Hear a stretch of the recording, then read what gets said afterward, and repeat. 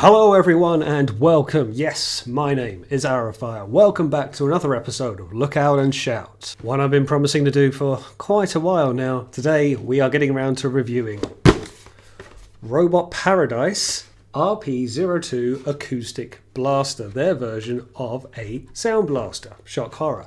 This is, of course, I was going to say G2, not quite. It's a redeco of Soundwave from the Japanese continuity, where he just the same and comes in a black paint scheme. So this was an obvious repaint that was going to happen after their Acoustic Wave came out. It's worth pointing out, of course, that this is still Fanstoys. Yep, we're going with this myriad of name here for reasons which I might get into later.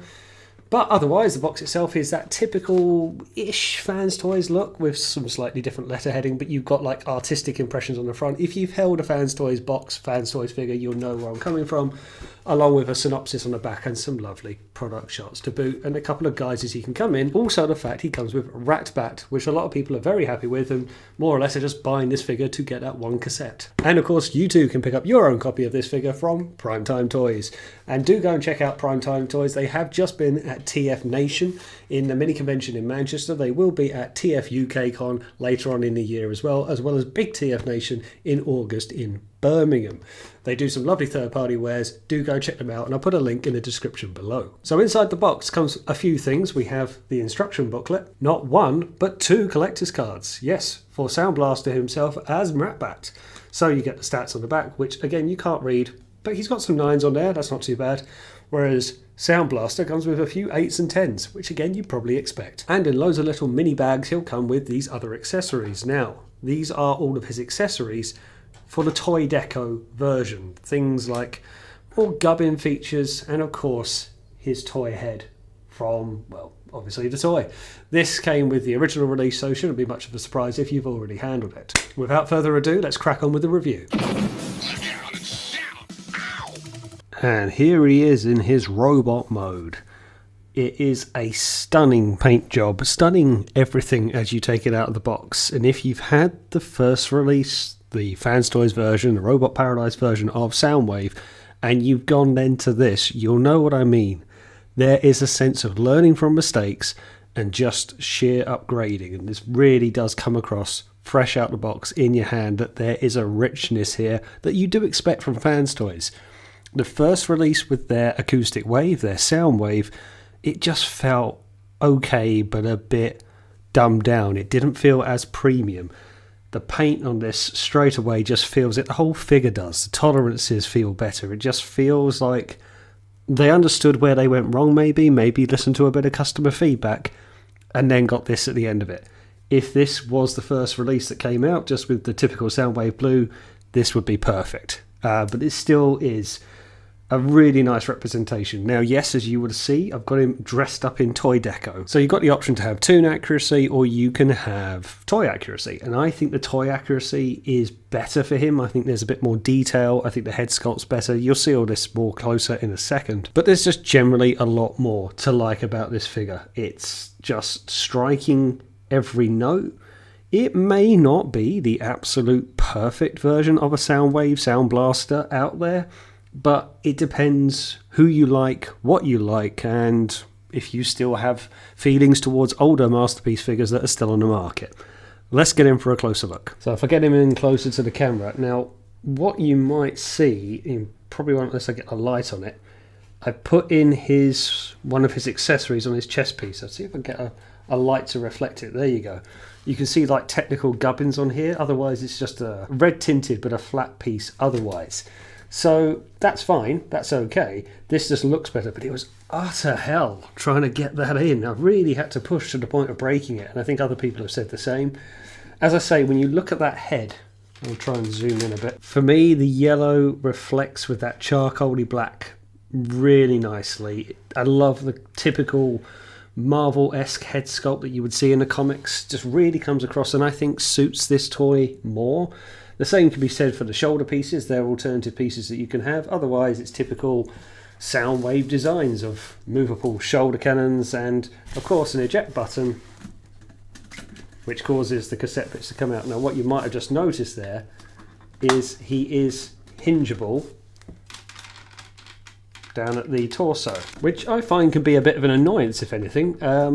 I don't really know why they felt the need to put in a hip tilt, easy for me to say. Yeah, not the easiest thing, and it is very easy to kind of dislodge him because you've just one knock and then he looks like he's just tilting on the side, and you have to reset him a little bit. Again, showing you the toy deco, he has changeable knee pads, so they're red, if you can see that there, rather than traditional grey to be in keeping with the thighs, as well as the gubbins on the front of the shins. I just feel that there's more definition. He looks more sound system, and yeah, I always did like Soundwave in a black. I seem to remember when I was watching the cartoon back as a kid, I always had it in my head that he was black bodied, as it were, rather than blue. I don't know why, but I had it in my head. Maybe when I was looking more at the likes of the Return of Optimus Prime, he was darker shade maybe. So I always felt black is a very natural colour for him. And it isn't the darkest black, as I say, it's very charcoal, it's not like a pure black. But there is a surprising amount of life here, and they just get it so right. It's very reflective. I don't know if the light's going to do it justice, but I wasn't intending on picking this up. I'm not the biggest fan of some repaints, but when I got this in hand, I thought, oh yeah, I've got to get it. You'll see additionally he comes with his blaster. Not really much to write home about. If you've held a Masterpiece figure, it will cascade in and out and store in his back. If it's anything like the Zakara one, you'll know what I mean by that. It's compresses and plugs in pretty straightforward. We've had enough Soundwaves now in our collection that you would store on the back here to look like batteries, and we just know what to do with it. It's a very bog standard gun, but a very iconic one as well. But of course, what would a Soundwave be without his little cassette? And the one he comes with is Rat Bat, and a very, very nice one as well.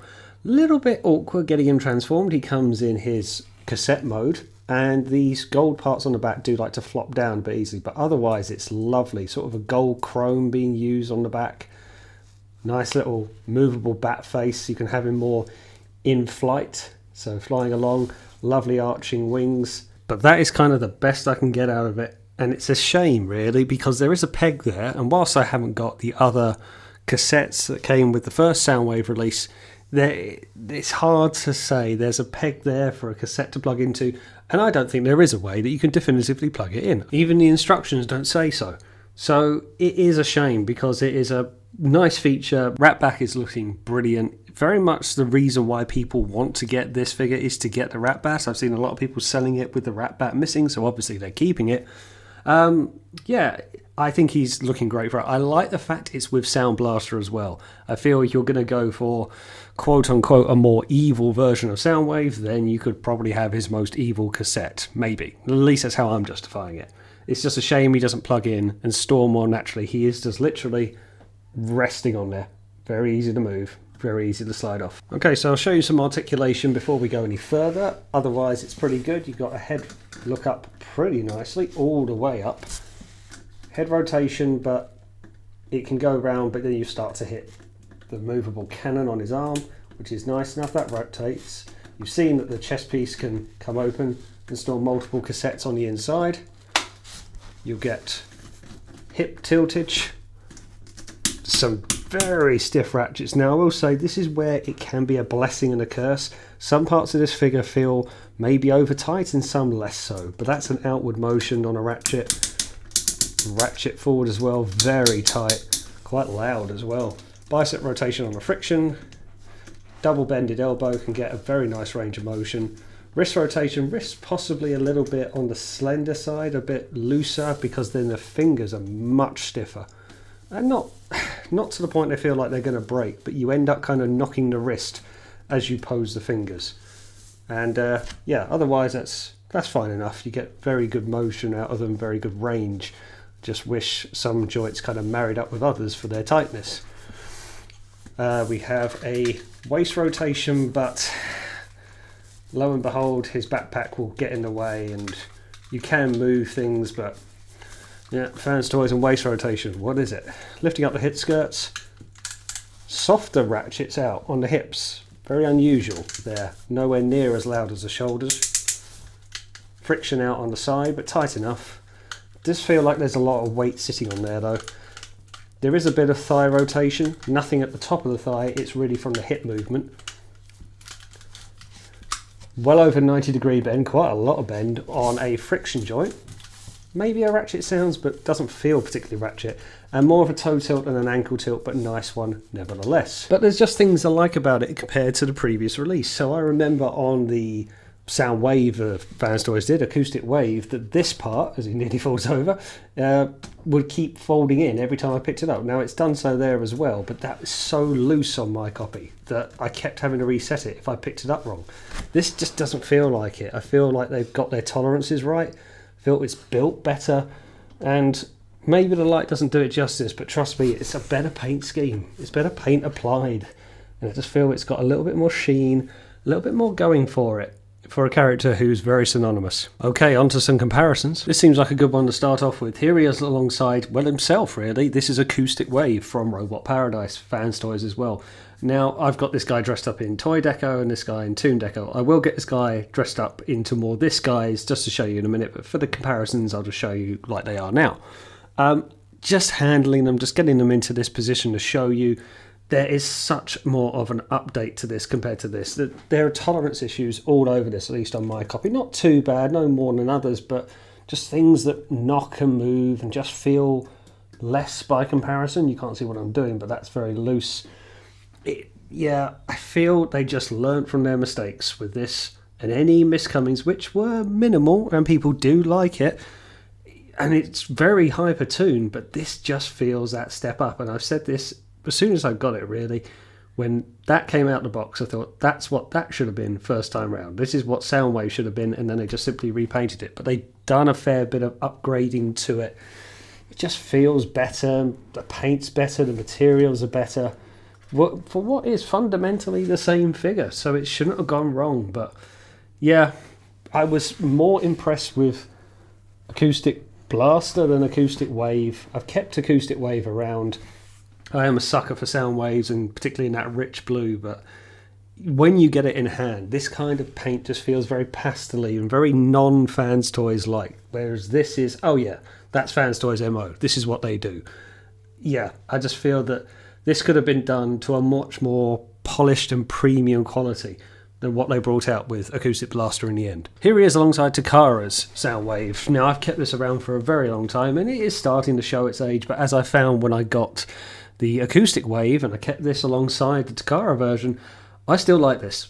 This still does a job, and I can't bring myself to get rid of it. I think it's a really, really good version. Yes, you do see how it's been surpassed, but this has been very good for a very long time. And I still feel that it is a contender if you don't want to go to that high-end Fanstoys price, and this does command a pretty penny. But the Takara version does a very similar job, but there are differences, and you just have to see for yourself around the feet, around the legs, even the proportions of the chest, very square by comparison. This is much more tapered in, going in for that much more Fanstoys thinner arms that they like to do, and this guy's a bit chunkier. But I still really like the Takara version. It's done me solid for a long, long time, and I'm still happy to keep it around. Even just to keep it in robot mode, I feel no need to keep one in an alt mode. They look really good. It just depends if you want to update to much more modern engineering and maybe a more premium paint job. And speaking of a more premium paint job, let's go in for this. This is Fanstoys Scourge, Inquisitor, to give him his name. Brilliant. These two are looking fabulous together for two characters that only shared more or less occasional times on screen, particularly in season 3, but they look really good. This is where you do see that high-end Fanstoys work.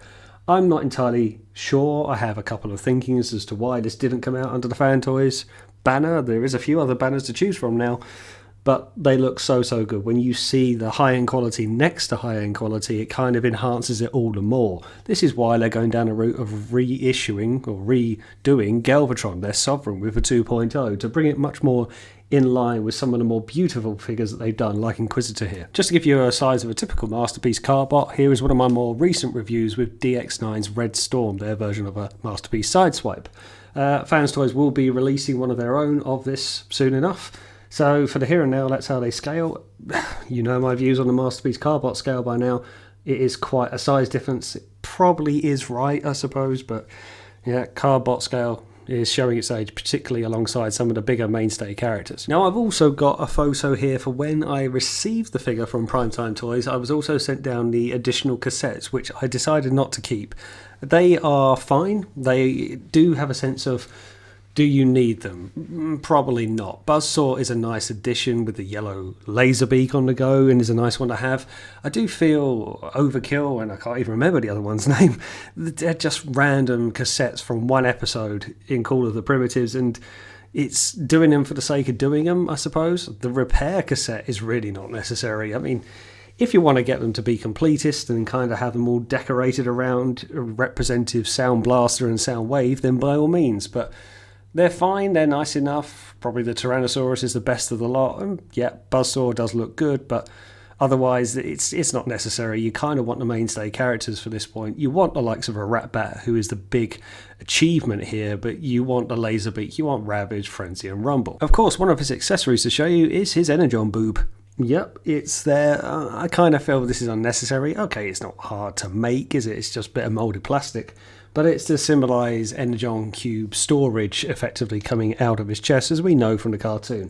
It's very easy to just pop on, pop off. It just hovers. It has something that you can clip on to close it. Yeah, it's something you can do, but not essential. And this is just to show you what he looks like with all of his more Toon accurate pieces on, or rather his toy accurate pieces removed. Such things like the large pieces that go on the side of his legs can come off. They do trim him down a little bit. And I do feel when he's like this, whilst he's very Toon accurate, it does lose something, I'm afraid. Just the detailing around the feet isn't there anymore, around the shins, the red knee pads, just things like that, even the shoulders that are murder to get on and off. Yeah, it's a lot to undress and unpack to get that Toon accuracy. The head sculpt is lovely, like we saw on Acoustic Wave, but I just feel putting him in toy deco just gives him that little bit more panache and a little bit more to it. I don't relish taking some of these things off. You do need a part separator, particularly the shoulders to do so can be quite challenging, and the face you have to tilt up to get rid of it. It's fine, it doesn't require screws, but it's a lot of undressing to trim him down, but that's how he looks. It is nice. It is a very hyper-Toon look, but again, as I say, when you get the toy accurate head and put it alongside, I just feel there is more here with the toy deco and the toy gubbins, just to give them that little bit more detailing than life. That the Hypertoon is not always the best feature, it isn't always the best look, and sometimes can sacrifice from the figure itself, and I think it does in this case. Okay, let's get this guy into his alt mode, shall we? And there he is in his tape cassette mode. A bit awkward doing this transformation. Having done many Soundwaves over the years, many masterpiece transformations of a Soundwave over the years, you kind of feel like you know what you're doing.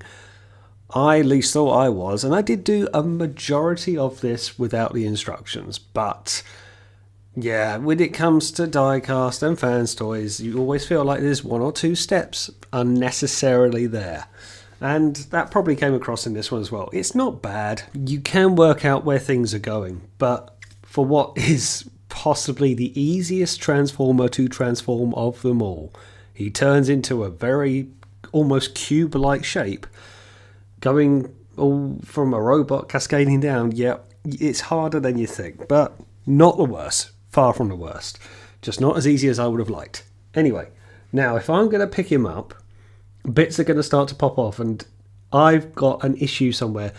More that I've gone wrong somewhere than I've got a problem with my copy, but you can probably see it's not completely flush there. I cannot get that to line up, and this section, this leg, this robot leg, likes to keep flopping out and popping out of its connection. So let's try and get him in close without any trying of problems. There you go, it's gone already. You're just going to have to imagine, but you can see that kind of gap.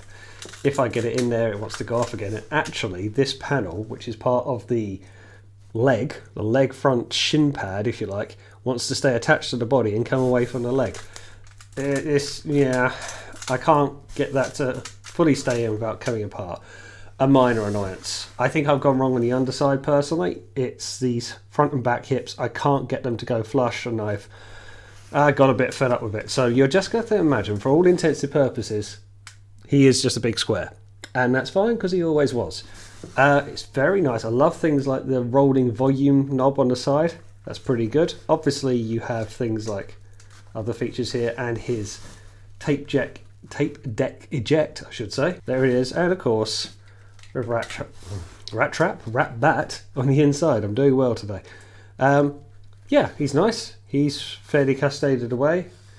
He is a nice cassette. It is a bit of a snug fit, and you can fit more than one in here, which is pretty good. It is quite a deep compartment. You do have to make sure it is quite a way down to get it in and closed. Buttons at the front are faux, they don't do anything. And that's kind of it. This is always kind of the problem with Soundwave, in as much as it's a very iconic design, a very much a piece of technology of the time, but what do you do with it once it's there? Well, if we are led to believe the likes of Robeson going into, I was going to say masterpiece, but bigger than that, self-transforming transformers, you could easily have this with a built-in MP3 player, and I think that would be brilliant if that is the case. Both his guns store away there and look like batteries, which is fairly common now for Soundwave, Soundblaster, which is pretty good. Otherwise, it's fine. The instructions were fairly easy to follow. Just with him being a bit dark, and I was reading the instructions, they are a bit hard to see because of his printing body and trying to work it out. Companies like X-Transbots are going to go towards video packaging for transformation, video instructions rather than printed instructions, and I think Fanstoys would do well to do the same. They kind of do anyway, but the printed version can be a little bit misleading. In terms of other accessories, well, he can do the kind of Energon Cube thing that he was doing for robot mode. Other than that, his other accessories don't really get stored here. I didn't show you earlier as well, he comes with this additional accessory. It's like a little plastic shelling for the cassette tape, which of course the cassettes would be in the 80s. Got little nubs in the middle for him to sit in. Not that you would keep it that way unless you wanted to store it outside. You're probably more likely to store it internally, but it's another accessory it comes with. And more or less that is it. So on to some comparisons. No, I'm not going to transform the Acoustic Wave because it's just going to be the same thing in blue. But for here and now, here is the Takara Masterpiece Soundwave in cassette tape mode. I thought this would be good to get a different flavour of build rather than just seeing the same thing twice. Quite a difference, considerably different on weight, considerably different on size, as you can see there. Similarities though with bits that move, bits going up and down, the ejecting points. There's a lot to like of the original Takara. This is why I do have a soft spot for it, and this is why it's still in my collection. It really does depend what you want your cassette tapes, Soundwave or Blaster, to be.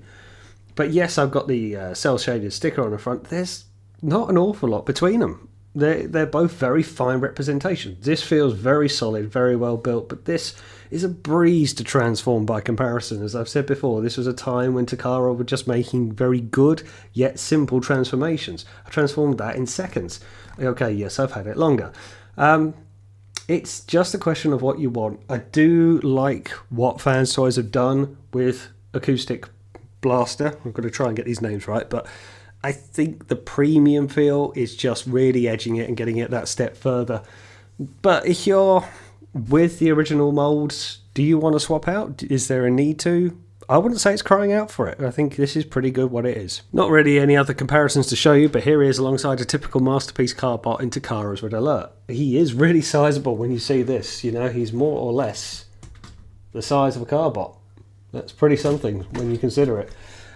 They've done well. They've done well to make a very large robot in keeping with Masterpiece scale to transform up into this brick, essentially. And you could say, okay, it's only going into a rectangle. It's not exactly going into a Concorde jet.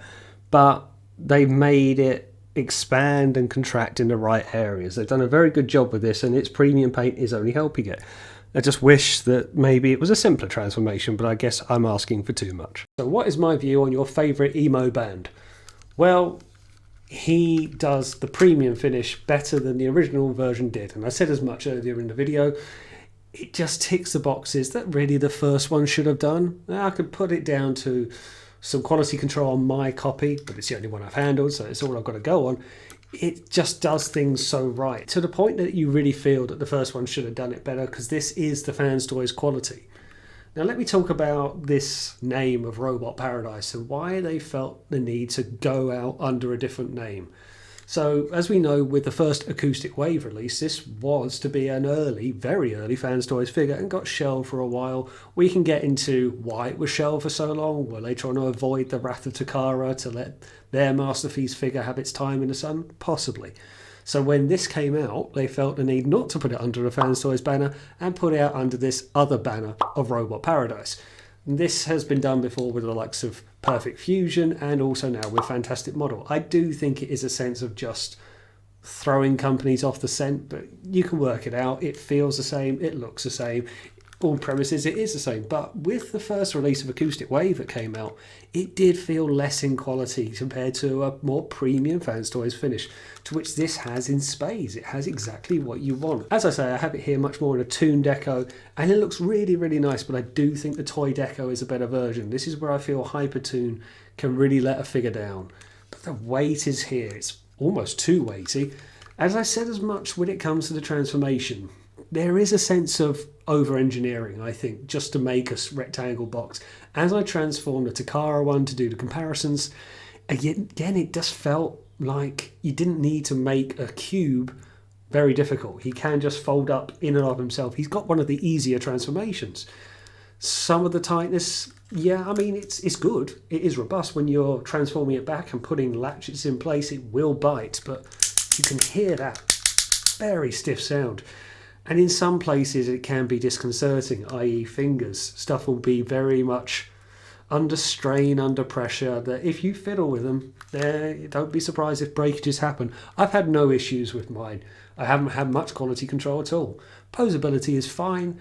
Accessories are good. I do like the fact you can put it in one mode or the other. It's a lot of kibble that otherwise will have to live in a box, but I will dress him up more anyway, so I'll have the more kibble on him than off him. Downside on this guy is the price. It can range anything from sort of maybe 150, 170 up to 200. Yeah, it's a fair bit of money. I get it's a popular character, and yeah, premium finish much more in this case than in Acoustic Wave, more so for Acoustic Blaster. But it is still a lot of money, particularly when people then move on Ratbat and they say, you can buy this, I just wanted Ratbat. Yeah, that's a trait. You know, I'll allow it probably, but it's a lot of money. It is a lot of money, and I do feel it is a very good figure.